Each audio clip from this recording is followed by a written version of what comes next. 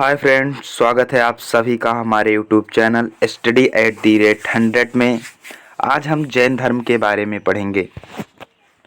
जैसा कि आप सभी लोग जानते हैं कि जैन धर्म में कुल मिला के 24 तीर्थंकर हुए हैं,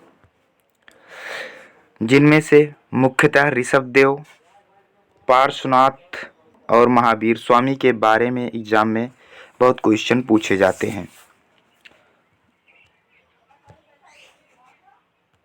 जैन धर्म के संस्थापक तथा पहले तीर्थंकर ऋषभदेव को माना जाता है। ऋषभदेव को पहला तीर्थंकर माना जाता है। इन्हें आदि देव के नाम से या आदिनाथ के नाम से भी जाना जाता है। ऋग्वेद में ऋषभदेव और आदिनाथ की चर्चा हुई है। और जैन धर्म के 23वें तीर्थंकर पार्श्वनाथ थे।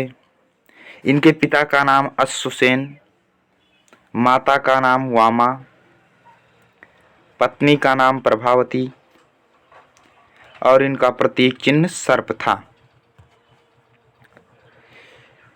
इन्होंने 83 दिन की तपस्या के बाद ज्ञान की प्राप्ति की। इन्होंने 83 दिन घोर तपस्या की और तब इन्हें ज्ञान की प्राप्ति हुई। इन्होंने 4 उपदेश दिए थे, जो मुख्यतः इस प्रकार हैं: अहिंसा, सत्य, अस्तेय, अपरिग्रह। अहिंसा का मतलब है जीवों पर दया करना। अहिंसा का मतलब जीवों पर दया करना। सत्य बोलना। अस्तेय का मतलब है चोरी ना करना। अपरिग्रह का मतलब है से अधिक धन ना रखना। स्वामी के बारे में पढ़ेंगे। महावीर स्वामी 24वें तीर्थंकर थे जैन धर्म के। इन्हें ही वास्तविक संस्थापक माना जाता है। महावीर स्वामी का जन्म 540 ईसा पूर्व वैशाली के निकट कुंड ग्राम में हुआ था। इनका बचपन का नाम वर्धमान था। इनके पिता सिद्धार्थ थे, जो वज्र संघ के प्रमुख सरदार थे, एवं इनकी माता त्रिशला थी, जो लिच्छवी शासक चेटक की बहन थी। नंदिवर्धन था। महावीर स्वामी की पत्नी का नाम यशोदा तथा पुत्री का नाम अन्नोजा प्रियदर्शनी था और इनके दामाद का नाम जमाली था, जो कि इनका प्रथम शिष्य था। नंदिवर्धन के कहने पर ही ये नंदिवर्धन से ही आज्ञा लेकर इन्होंने गृह का त्याग किया था। महावीर स्वामी ने 30 वर्ष तक गृहस्थ जीवन जिया था।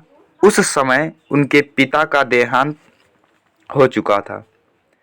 30 वर्ष के बाद वह अपने बड़े भाई नंदिवर्धन से आज्ञा लेकर गृह को त्याग दिए।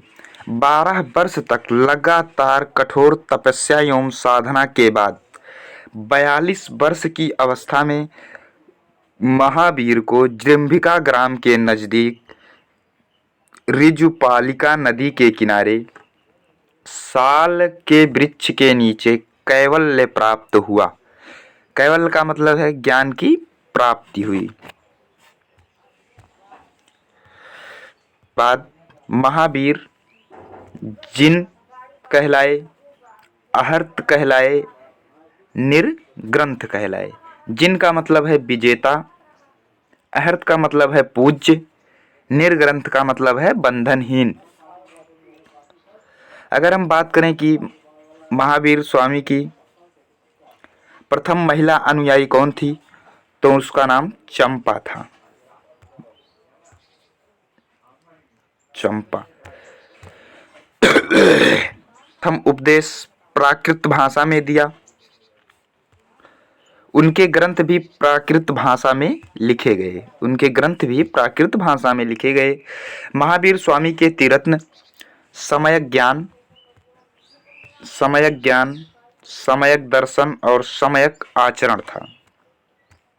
ने पार्श्वनाथ द्वारा दिए गए 4 महाव्रतों में 5वां महाव्रत जोड़ा। 5वां महाव्रत का नाम है ब्रह्मचर्य, जो इस प्रकार है।